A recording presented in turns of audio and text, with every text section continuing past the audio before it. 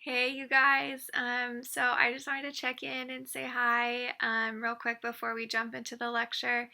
It feels like it's been such a long time since I've seen you. I really, really, really do miss seeing everybody. Thanks to those of you guys who have checked in on office hours and stuff. But I hope you all are hanging in there. There's a lot of decisions and stuff that are being made right now, but we're gonna just continue pressing on. We're gonna start our new unit on World War II, but we're just going to be looking at case studies um, from World War II because I don't want to focus like too much on the battle side of things. I know we did a lot of that last year. There'll be moments and things that we will focus on, but we're going to do a few case studies. I hope it's going to be really interesting. We're going to be talking about eugenics and Japanese internment and the decision to drop the atomic bomb. And there's lots of really interesting kind of topics to explore and look at. So I'm excited to do that, even though I'm not with you guys. And I truthfully wish that I was. Because it is weird to be a teacher and not ever see your students. So I'm going to jump into the lecture and yeah, here we go. Let me just present this. Okay, so like I said, we're going to be doing World War II case studies, focusing on a couple different things before we jump into talking about the eugenics movement. I want to get straight into talking about kind of the connection from our last unit to this one. So the New Deal is going on. FDR, it's his plan for how to help America recover from the Great Depression. Americans were in so much need of help. But when you guys did an activity on was the New Deal a success, there were so many New Deal programs that they cost billions of dollars. And by the end of FDR's time in office, there were many of the programs had been cut or declared unconstitutional because they're like, the government can't do that, or this program costs too much money, or whatever the issue was. So there were a lot of programs being cut. There were issues with the programs, which you guys read about.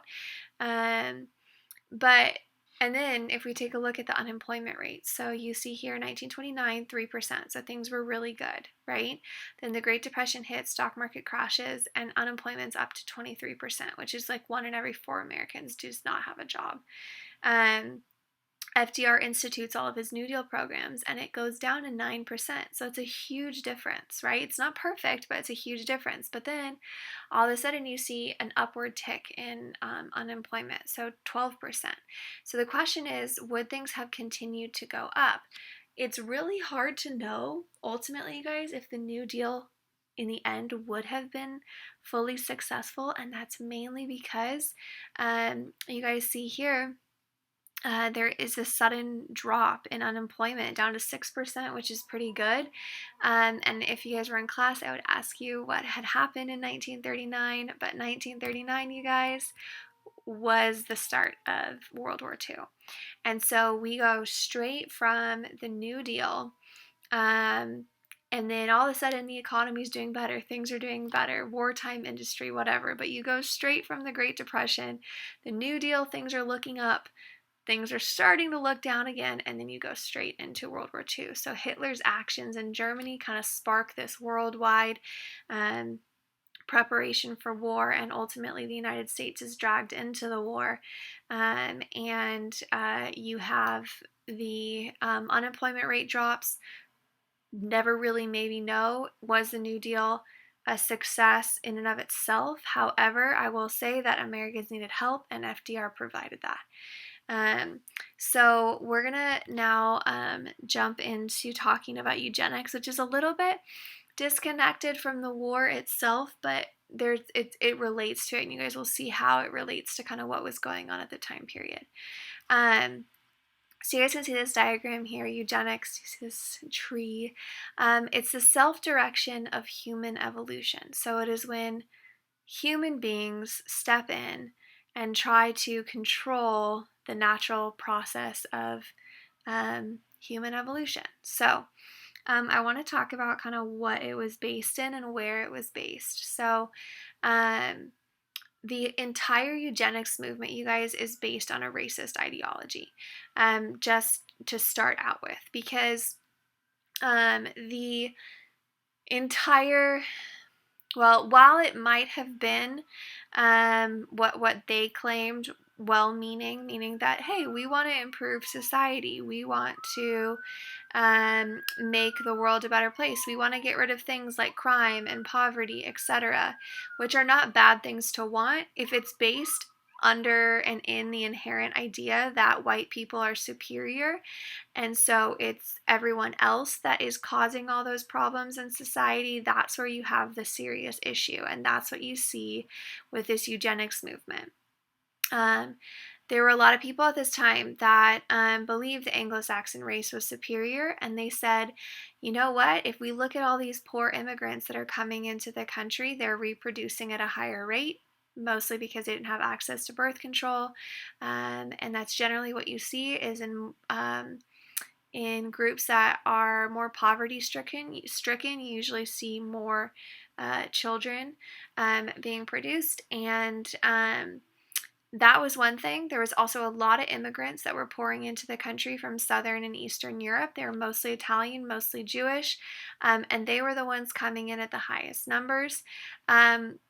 And then working class people at this time were protesting and organizing, protesting against mistreatment and in factories and wanting higher wages. And there was this general attitude by a lot of elites during this time. And this eugenics movement really was an elite kind of like movement. This was among a lot of the wealthier, white, kind of Anglo-Saxon, Protestant, just upper echelon of society that were like, hey, these poor immigrants are coming in. The working class people are organizing, demanding rights, etc., and we need to put a stop to it. So that's kind of like the origins of the movement. But I want to talk about kind of where this goes from just talk to where it goes to action.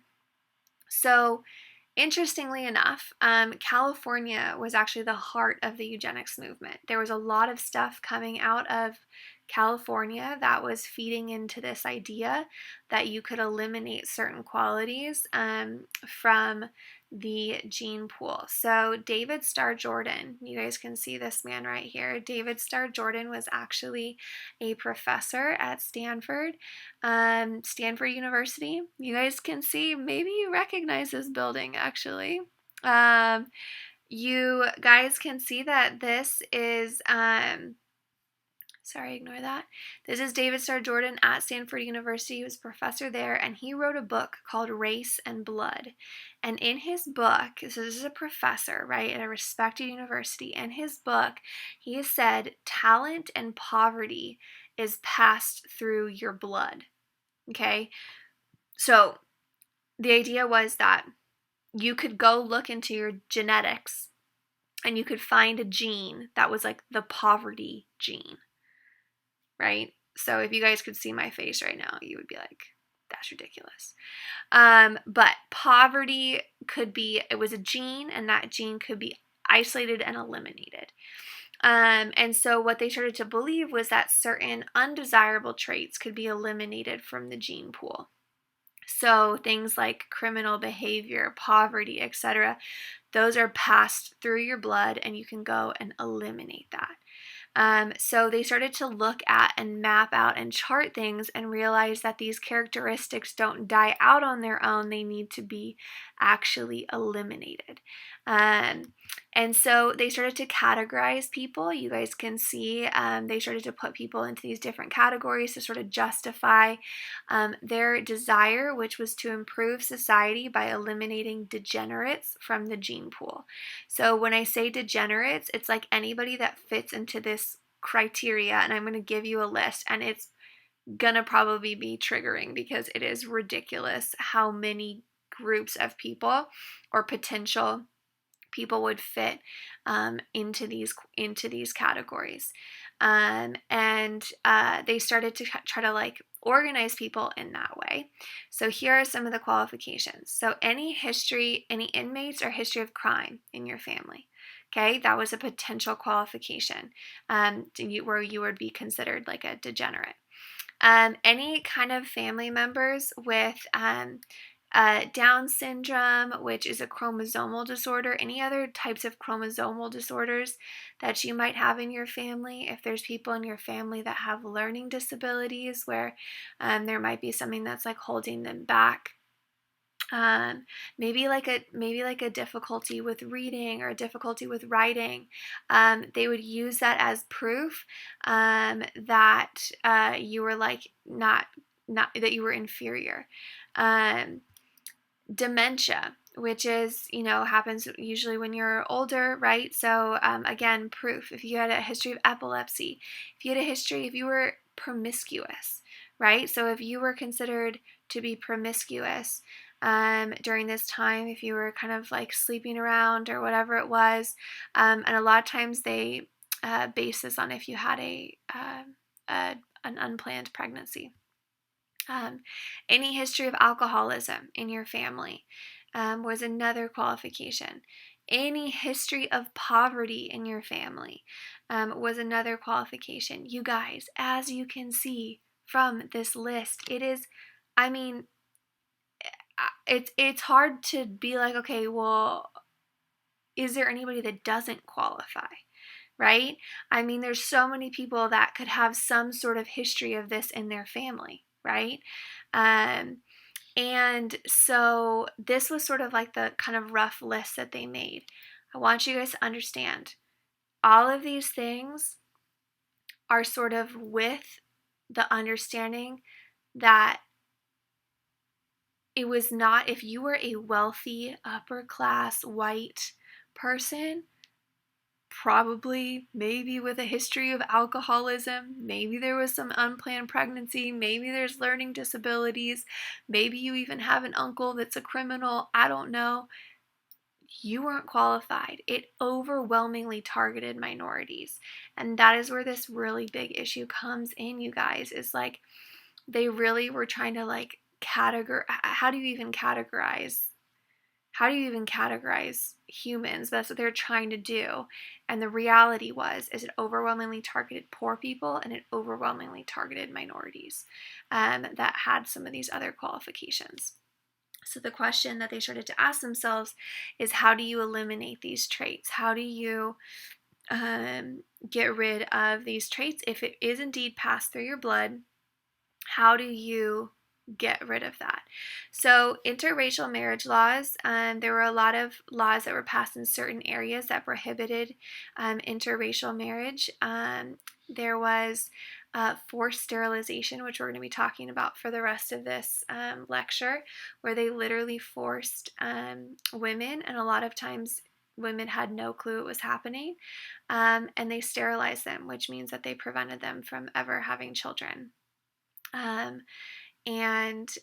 Which is incredibly heartbreaking and so sad. And then immigration restrictions, which we've actually talked about, some restrictions that like certain areas were not allowed to send as many immigrants. So they really started to try to like literally like self-direct human evolution based on these racist and classist ideologies. So we're going to be focusing on this court case, Buck versus Bell. It actually went to the Supreme Court. So this is actually a poor, so it wasn't just, it's just actually a poor white girl. So it wasn't just minorities. But this case that we're going to look at went all the way to the Supreme Court, which is why we're going to take a look. The question was, and you're going to be reading her story. This is Carrie, and this is her mother, Emma. The question was, Carrie was sterilized against her will, and they took her case to the Supreme Court, and the ruling in the Supreme Court was that compulsory sterilization or forced sterilization was not a violation of your 14th Amendment, the equal protection under the law. They said that forced sterilization was for the protection and health of the state. So by sterilizing women that fit into these different categories, in Carrie's case, it was poverty and potential learning disabilities, which you guys are going to see when you read the story. And the actual quote, so these are two actual quotes from Oliver Wendell Holmes, who was the Supreme Court Justice. He said it's for the protection and health of the state, so it's actually not a bad thing that we're sterilizing women. But then he also said, made this claim that 3 generations of imbeciles were enough. You guys remember those qualifications they put people in? This is what he said. And you guys, this is terrible, what he said. But this is like the ruling verdict in the Supreme Court hearing. That still, by the way, to this day has never been overturned. He said, "It is better for the world if instead of waiting to execute degenerate offspring for crime or to let them starve for their imbecility, society can prevent those who are manifestly unfit from continuing their kind." So this is saying, instead of waiting for somebody to become a criminal, why don't you just stop them or their parents, I guess, from ever having offspring in the first place? So it is incredibly damaging, terrible, horrible thing. And this is something that was very widespread. This movement was not a tiny movement in the United States. And this right here, you guys, is just to show you how kind of widespread it was. So Carnegie was another university that was also, Stanford and Carnegie were both kind of producing a lot of these findings. Carnegie's institutions were actually quoted in Mein Kampf, which was Hitler's book. And he used this as proof that science was on his side. He said, look, these scientists in America at these prestigious universities are claiming this. And so he actually quoted some of their findings on eugenics. And then these Nazi pamphlets were actually, other Nazi pamphlets with some of these ideas were actually republished in California and kind of spread out and taught in California. This is what Hitler wrote in Mein Kampf. He said, "There is today one state in which at least weak beginnings towards a better conception of immigration are noticeable. Of course, it is not our model German Republic, but the United States." So he was like, look, somebody's got it right. It's not us, it's the United States. And so you guys can see, obviously Hitler took it to the extreme. But as you guys can see, that the United States was, a lot of Hitler's kind of ideas about race and blood were inspired because of findings in the United States. I want to show you guys this. Obviously, if we were in class, we would talk about it. This is a Nazi rally. You guys can see the Nazi symbol. This is in actually, I believe this rally was in 1937 or 1938. So this is before the war has actually started. But I would ask you guys in class if anyone recognizes this building. This, ladies and gentlemen, everybody, is Madison Square Garden. This is in New York, and this is a packed house for the Nazi rally. So I want you guys to understand that while what Hitler did obviously was so horrible, and we often attribute that to Germany, I want you guys to understand that these racist ideologies were prevalent not just in one place, that they were prevalent in a lot of areas in the United States as well. So you guys obviously looking at what Hitler did, the death camps, the concentration camps, the horrific images from the Holocaust, was Hitler taking these findings to the extreme. So this is kind of the connection that we see to World War II and what was going on. But that is the eugenics movement. I want you guys to now read Carrie's story and then respond to the discussion post, and that is it.